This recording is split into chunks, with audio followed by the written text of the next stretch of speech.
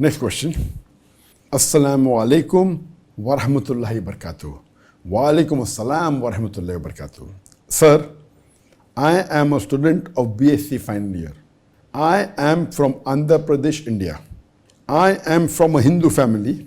Alhamdulillah, I recently reverted into a Muslim. My question is, how one can know whether his iman is strong or weak, and what steps should be taken in improving my iman?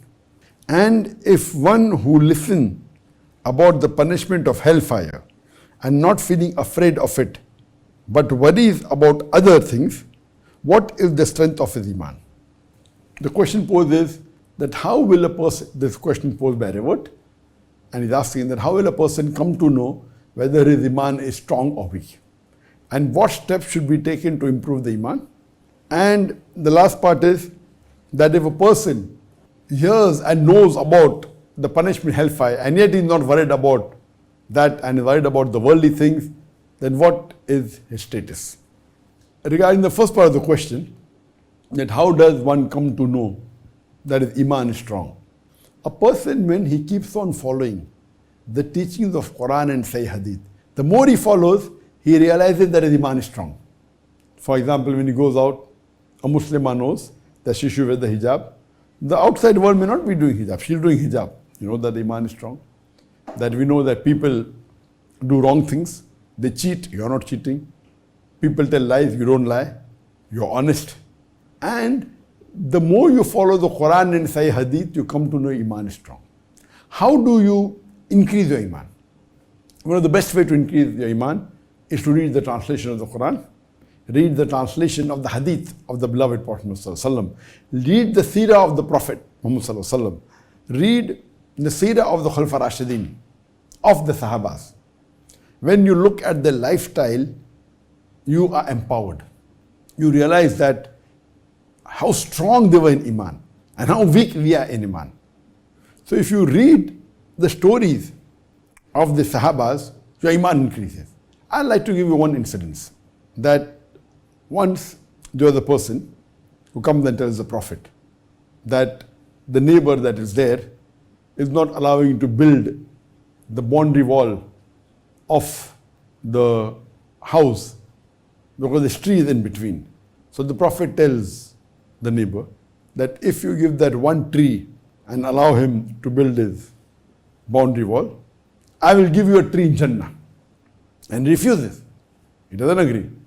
So when one of the Sahaba, Abu Darda, he hears about this, he goes and asks the Prophet that if I get that tree and see to it, give it to him, will I get a tree in Jannah? The Prophet said, yes, why not?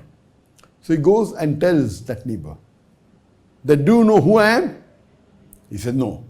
He says, I am Abu Darda, who owns the biggest and the most precious garden of dates in Medina.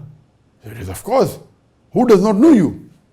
Then he says that, will you give me this tree which is coming in between your neighbor, boundary wall, and for that, in exchange of that tree, I will give you my complete garden of dates, which is the best in Medina.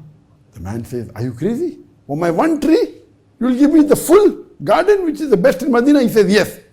And the person agrees. Abu Darda comes back home and tells his wife that today I have done a great deal, an excellent deal. The wife asks, what did you do? So he narrates the story about that tree. And he tells his wife that I bought that tree that will give us the tree in Jannah in exchange for the full garden that we have in Medina. So the wife says, what an excellent deal. In today's world, if suppose you have such a big garden and you want to buy the tree, today's wife will tell you, you're a fool. Why did you give the full garden? You would have given 25% of the garden, or you should have given 50% of the garden. And surely that man would have agreed. Even if you give 25% of the garden, you would have given that one tree. But look at the iman. The wife says, what a deal. That means both of them, the husband and wife, they didn't want even an iota of doubt that the person will refuse. because they wanted Jannah. And the hadith tells us that for the rest of their life they lived a poor life. But they lived a very happy life because they know that the Prophet had promised them paradise. So if we hear the stories of the Sahaba, how they lived, how they sacrificed, how they helped each other, your iman increases. And it gives us the feeling that what we are doing is nothing. Nothing. And we know that at the time of jihad, when the Prophet told the Sahaba that what you want to contribute, and Hazrat Umar, may Allah be pleased with him, comes and he gives the large wealth to the Prophet, and the Prophet asks him that what have you left home? So he says, I have left half my wealth at home and half I am giving in charity for jihad. After that, later on, Hazrat Abu Bakr, may Allah be pleased with him, he comes and he gives his wealth to the Prophet, and the Prophet asks him, what have you left home? So he said, I have given all my wealth and I have left Allah and His Rasul at home to take care of us. Imagine what iman. Imagine giving his complete wealth in the way of Allah subhanahu wa ta'ala. When you hear these stories, it increases our iman. It makes us feel so small that we can't even contribute to the cause of Allah subhanahu wa ta'ala. We can't even give charity. If you read the lifestyle, the seerah of the Sahaba, of the Khulafa Rashidin, of the Prophets, we are nowhere. So if you read the stories, your iman increases. If you read the Quran, the translation, your iman increases. And you come closer to Allah subhanahu wa ta'ala. Your ibadah increases. Your salah increases. Your sawm increases. Your fasting, your charity, your zakat. All these things, these are signs. And when do you realize that iman is increased? You have peace of mind. Wealth cannot buy peace of mind. When you have peace of mind, that mashallah, inshallah, we are following Allah and His Rasul. And inshallah, we will be raised in Jannah with Allah and His Rasul. You know, as the Prophet said, that you will be raised with the people who you love. So that time the Sahabas were so happy. They said, we may not be good in deed. So they were the best. After the Anbiyas, the people who are the most blessed and the closest to Allah subhanahu wa ta'ala are the Sahabas. Among the Sahaba, the Khulafa Rashidin, number one. Among the Khulafa Rashidin, Hazrat Abu Bakr, may Allah be pleased with him, he is number one.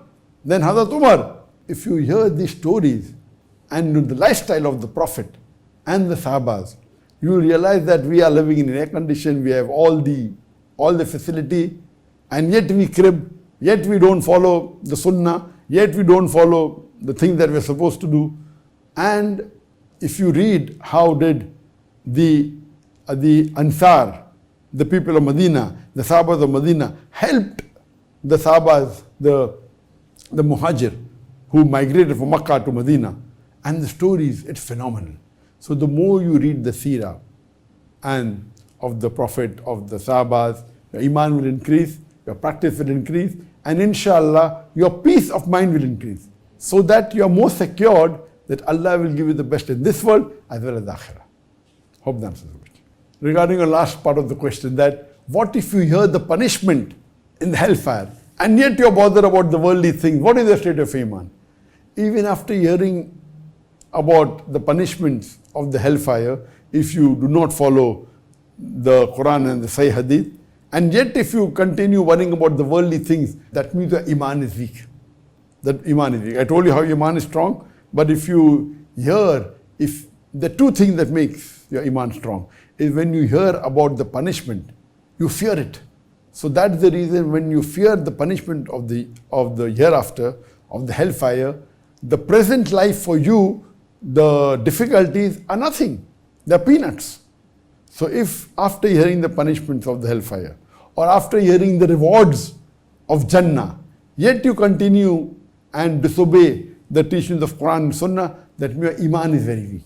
So that's the reason you should be in touch with the Quran and Sahih Hadith, and these things will get you closer to Allah and His Rasul. Hope that answers the question.